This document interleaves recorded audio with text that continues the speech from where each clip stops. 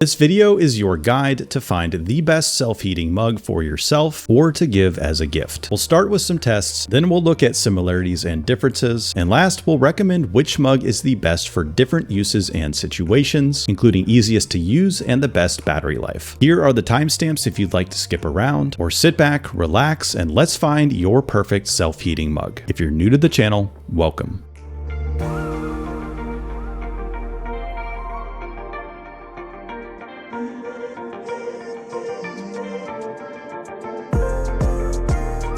Let's dive right in and start with a heat up test. I completely charged each mug, filled them with exactly 13 ounces of tap water, then set them on the highest temperature setting. And to show you how they compared to a more traditional option, I took this all ceramic unheated Moment mug and put it on a warming plate. The results showed that there is a correlation between the price of the mug and how fast it heats up, with Ember heating up the fastest. However, Nextmug and Ember also ran out of their charge much faster, each lasting just under 1 hour, while Kepwam was like the tortoise in the race, going slow and steady for almost an hour and a half, eventually finishing just a fraction of a degree below Ember. Notably, none of these options were able to reach their target when they had to heat up the water from room temperature. So next I did a temperature maintaining test based on how you'd actually use it by pouring hot water into each mug and seeing how long the battery would last on its hottest setting. Because the water's already hot, the mugs don't have to spend as much battery or energy heating up. But surprisingly, Nextmug had almost the same battery life result as before. Ember's battery life extended to 69 minutes, and that's 13 minutes longer than the previous test. Kepwam again lasted the longest, with a battery life of 93 minutes, or about 6 minutes longer than the heat up test. Nextmug and Ember both settled a few degrees lower than their advertised high temperature setting, though you could see that slowly drop off as the battery started getting lower before plummeting after it completely ran out of charge. Kepwam had a bigger discrepancy between its advertised high temperature of 149 degrees Fahrenheit, seeming to settle around 143 for most of the test. Next was the recharge test. With each mug's battery depleted, I put them all back on their charging coasters to see how quickly they returned to full charge. Ember was a little faster than Nextmug, but both took about 2.5 hours. Kepwam took much longer, needing over 4 hours to completely charge. Next was the scratch test. Thankfully, each mug comes with a grip pad on the bottom to prevent scratches there, but to test the coating on the side, I made 4 light passes on 100 grit sandpaper and noted the results. Honestly, each one held up pretty well. There are some obvious scratches because the sandpaper is so coarse, but it didn't cut through the ceramic enough to show the inner stainless steel construction, so it must be a fairly thick layer. Kepwam's scratches were more noticeable, but that's probably just because the other two are black, so it's harder to see. Next is a waterproof test. First, I submerged the electronics with the mugs off for 1 minute, and each one worked fine after. Then I repeated the dunk test with the mugs turned on, and they all did okay again. The blinking you see here is just the mugs detecting that they're empty, so they're starting to turn off automatically. And just to confirm that they're still working, I filled each mug after the second waterproof test and turned them on, and each one began heating up the water. So based on this test, each mug has acceptable waterproofing. And last, I also did a customer service test to get a general idea about how responsive each company is. I sent the same 3 questions to each one. Then I noted how quickly they responded, if they fully answered the questions, and if it was an automated response at first, how easy was it to get through to an actual human? What I found is that Nextmug and Kepwam both had a human response within 1 day that fully answered the 3 questions. Ember gave an AI-powered automated response immediately that answered parts of the questions, but not very well. For example, I asked for the battery capacity in milliamp hours, but the response just noted their marketed battery life of 80 minutes. It said my inquiry would be transferred to the Ember team to respond with more detailed specifications, but as of me recording this audio, it's been 3 days and I have not heard back. Now, there's no way for me to have real data and testing on things like warranty claims because I'm not going to intentionally damage these mugs, then ask for a replacement. But if you've dealt with customer service with any of these companies, it'd be great if you could leave a comment about your experience below, since that could help both myself and other viewers know how well each company stands behind their product.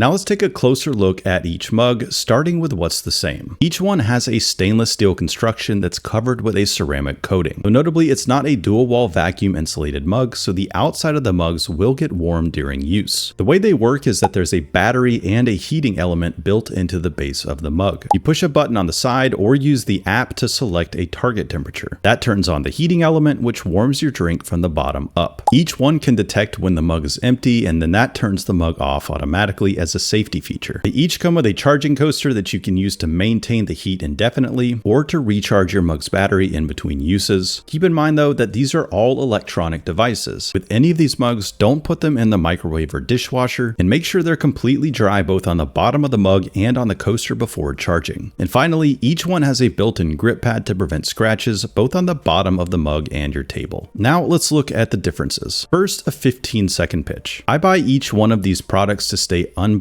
and independent, and those affiliate links in the description are what let me do that. So if you find this information helpful and you're gonna buy a mug anyways, it'd be amazing if you could use a link to buy. I would get a small commission and it doesn't cost you any extra, so big thanks if you use one. The premium option is Ember, which was one of the first brands to have a self-heating mug. This version has a retail price of $149.95, and it holds 14 ounces and weighs just under a pound. It has the smallest handle, only able to fit 3 of my fingers. The walls are vertical and it does not come with a lid, though you can purchase one separately. To use it, you push this button on the bottom, and everything from the battery life to charging and details about the heat level are indicated by various colors and flashing patterns by this light on the side. The default setting is 135 degrees Fahrenheit, and changing it requires downloading the app. There you can see a lot of helpful information like the battery level and current temperature. And you can also select a specific target temperature, with the hottest possible setting being 145 degrees Fahrenheit. Notably, there isn't a way to see or manually adjust the temperature on the mug itself. I also couldn't find the exact specs for the battery capacity either on the packaging, the listing, or from reaching out to customer support. But based on how it compares to the other 2 mugs, I'm estimating it's around 2500 milliamp hours. The mid-range option is Nextmug. This version has a retail price of $129.95. It holds 14 ounces and weighs just over 1 pound, so it's a little heavier than Ember. It has a mid-sized handle that is slightly larger than Ember's. The mug body is curved, and it comes with a lid that has a permanent opening without a way to close it. It also has by far the smallest charging coaster of all 3 options. To use it, you push this button on the front, and these 3 lights below the button indicate the battery level. On the side are the lights that indicate the temperature setting, which you can adjust between warm, hot, and piping by pressing the button on the front. These other lights that are a little lower indicate the current temperature and whether it's holding temperature or actively heating. The hottest temperature setting is 150 degrees Fahrenheit, and it does not have an app, so there isn't a way to see or set the exact temperature of your drink. The battery capacity is confirmed to be 2500 milliamp hours after hearing back from customer support. The budget option is Kepwam. This version has a retail price of $69.99, and it holds 16 ounces and weighs 14.6 ounces. So interestingly, it holds the most volume while weighing the least. It has the largest handle, which is able to fit all 4 of my fingers, and the mug has a curved body and comes with this spill-resistant slider lid, though it's not completely spill-proof. To use it, you push this button on the front, and everything including the battery and the target temperature are indicated on the side. And it works like Nextmug because you can press that button on the front to adjust between warm, hot, and piping. The hottest temperature is allegedly 149 degrees Fahrenheit, though in testing it seemed to max out at 143. It also does not have a way to see the current temperature, and the battery capacity is a little larger at 3000 milliamp hours.